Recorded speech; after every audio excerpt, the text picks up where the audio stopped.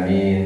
والعاقبة للمتقين والصلاة والسلام على أشرف المرسلين على محمد وعلى آله وأصحابه أجمعين وعلى من تبعهم بالإحسان إلى يوم الدين. أعوذ بالله من الشيطان الرجيم.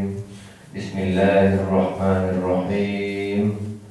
إن الله وملائكته يصلون على النبي يا أيها الذين آمنوا صلوا عليه وسلموا تسليما. اللهم صل على سيدنا محمد وعلى آل سيدنا محمد كما صليت على سيدنا إبراهيم وعلى آل سيدنا إبراهيم في العالمين إنك حميد مجيد. اللهم بارك على سيدنا محمد وعلى آل سيدنا محمد كما باركت على سيدنا إبراهيم وعلى آل سيدنا إبراهيم في العالمين إنك حميد مجيد.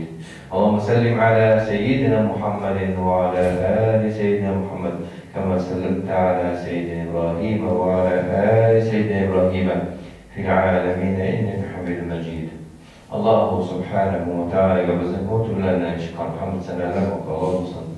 Peygamberimiz Muhammed Mustafa sallallahu aleyhi ve sellem bizning o'tlardan chiqqan sahobalar ham selamlar olsun. Ana vatan dergan boshqa sahobalarga Alloh taolaning nazari olsun. Allah Rabbidan selam dilib o'tishga Allah Teala'ga bəddə bulu gəldiğən barışa Müslüman bəndələrə Allah Teala yerdən versin.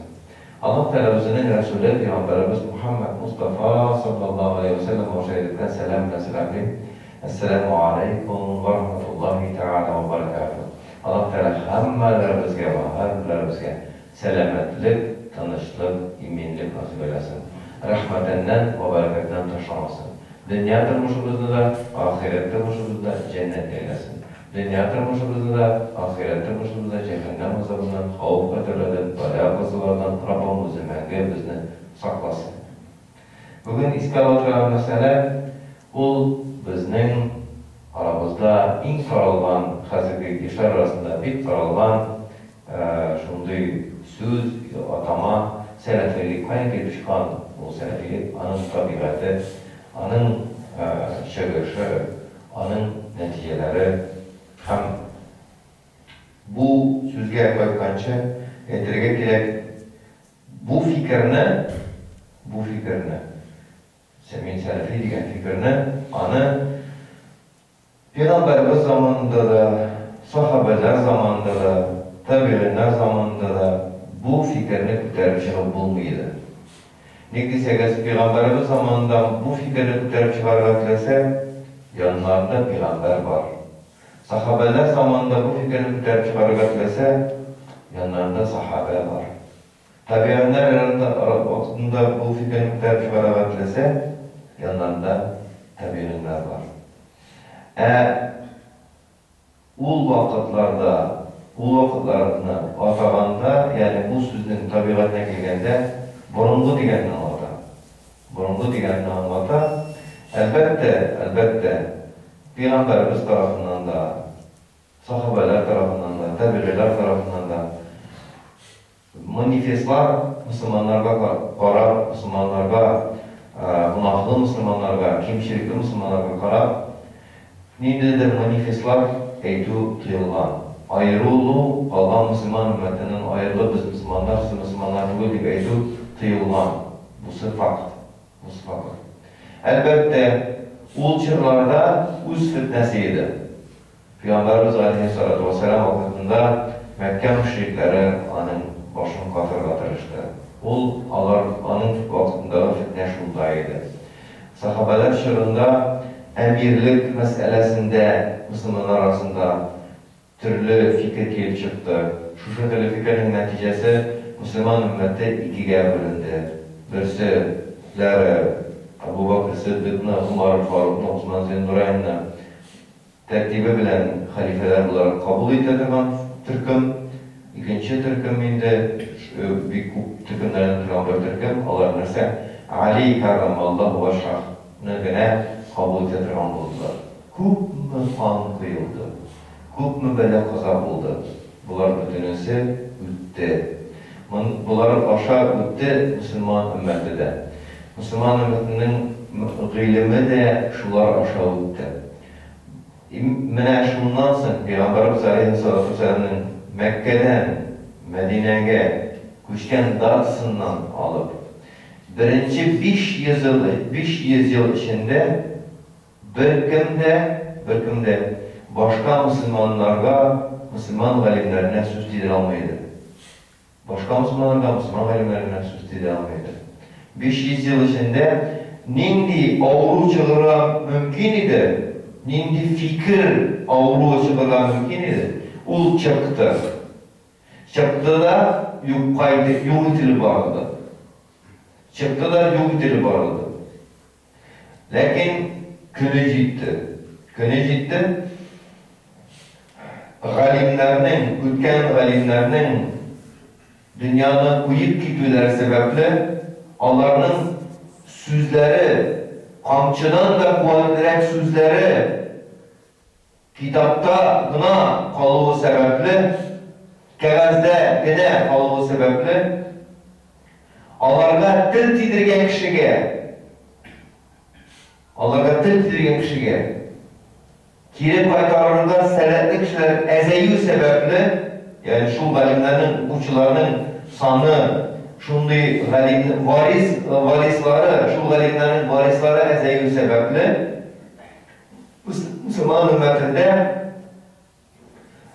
onların katil tidirgen kişiге sözünü kiri kaytarıcı ezeydi. Şunda kim peyda oldu? İbn Teymiye peyda oldu. Müslümanlar arasından bir vaazçı peyda oldu. Özünün söylegen sözleri için galimler tarafından da söylegen sözleri için, uydurmaları için kazılar tarafından da açıktan açık tenkit aldı.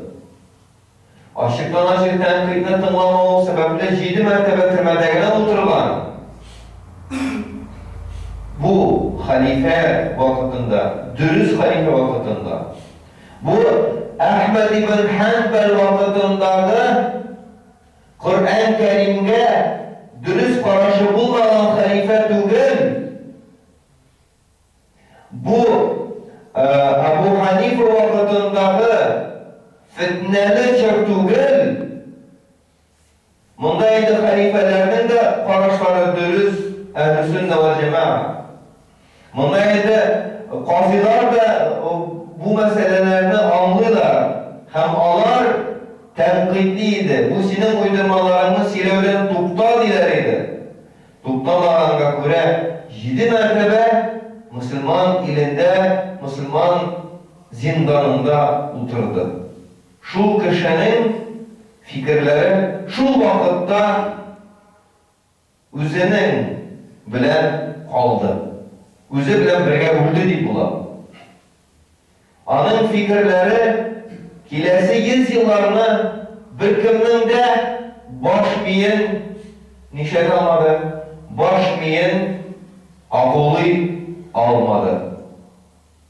Lakin Müslüman halkları din meselesinde bigrek de ateizm çırışıkkenden soň, bigrek de yer yüzünde ateizm taralığı sebeple Müslüman halkları din meselelerinde nık nadanlıkka tap buldular. Müslüman halkları dinimizni, özümüzün dinimizni naşar bölüge günümüz kaldı. Galimlerimiz ölüp bitti.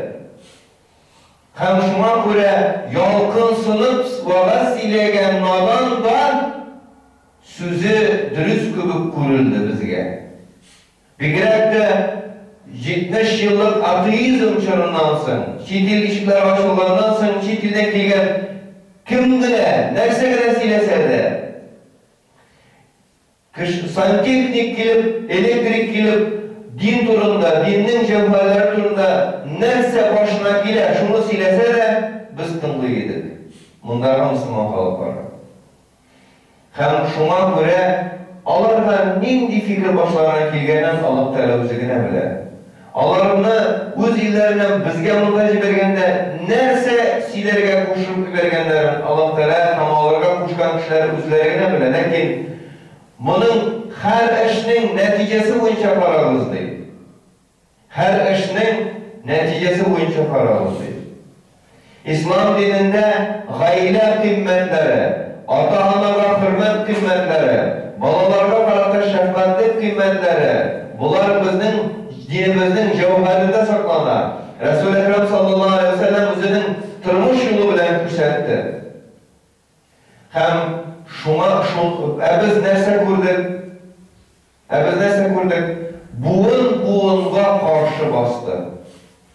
Bir bol Müslüman özünün gailesinde o atası balasın anlamı, balası atasın anlamı tırgan halge düştü.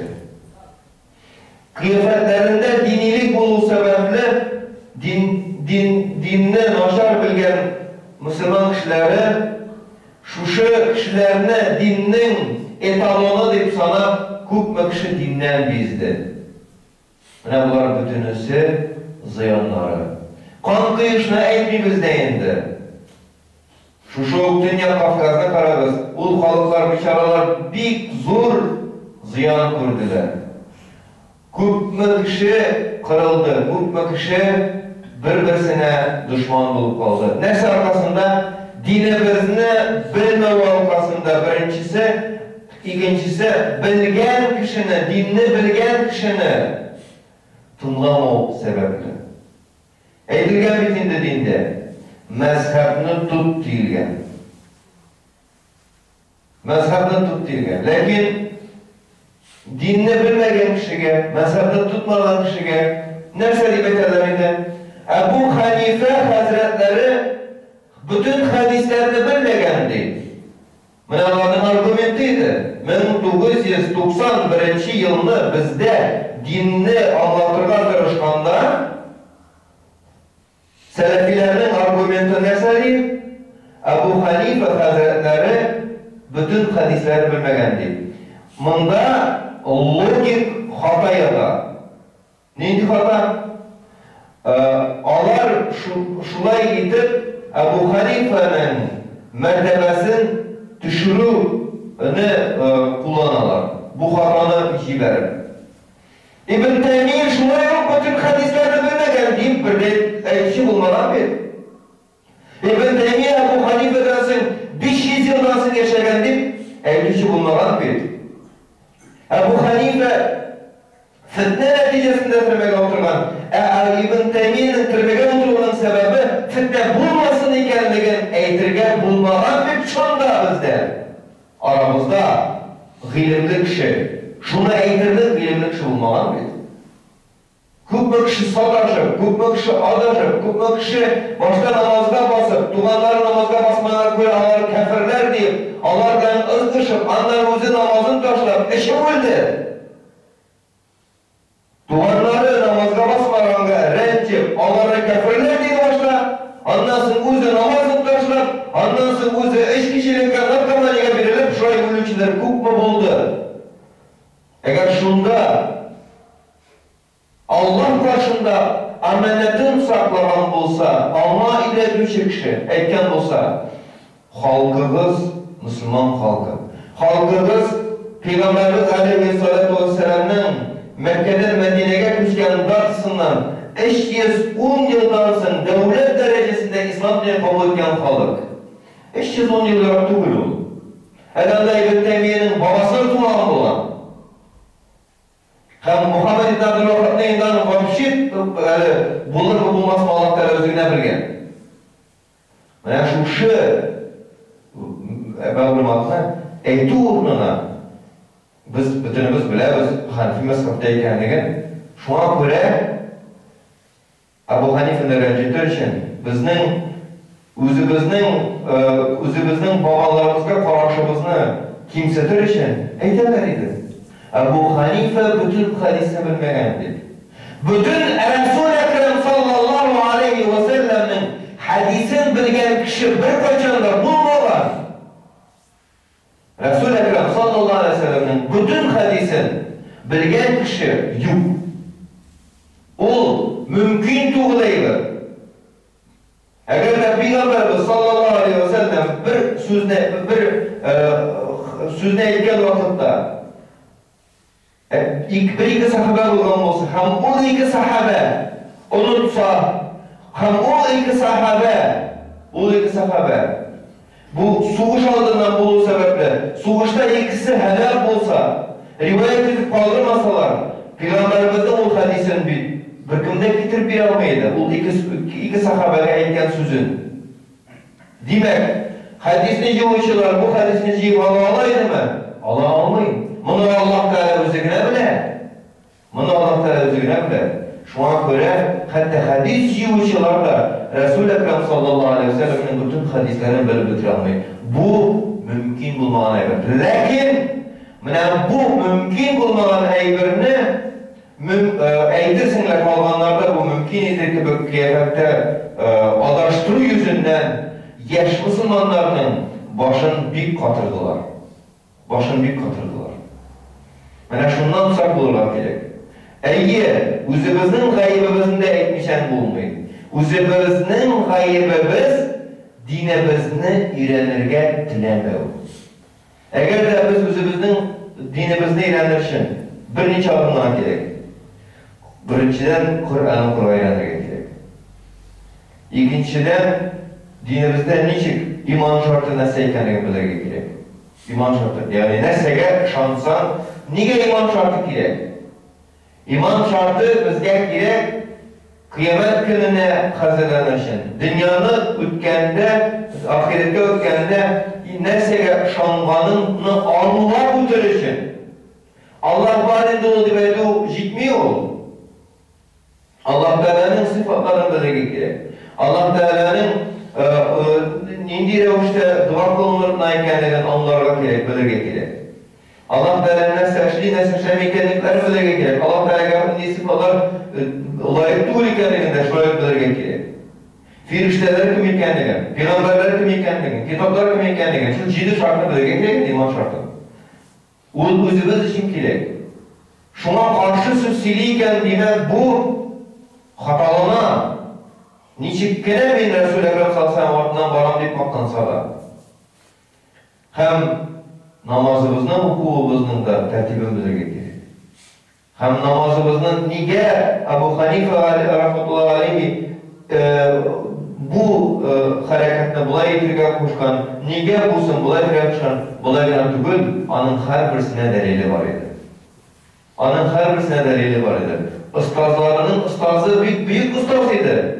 Ebu Hanife'nin ustazlarının ustazı, yani en birinci ustazları Kufa şehrindeki Abdullah ibn Mas'ud idi. Fakihül ümmə, ümmetimizin fakihi, bizden Ebu Hanife mezhebinin fikhinin cevheri, nigizi idi.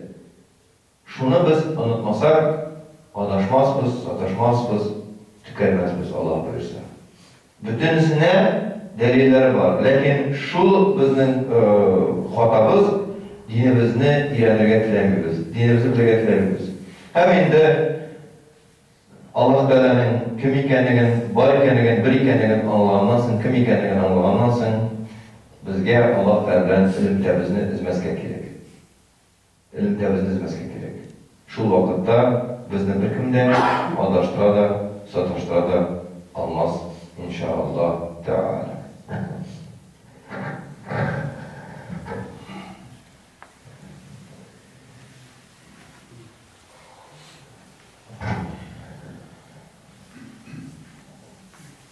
İnnel hamdelellahi nehmeduhu ve nesta'inuhu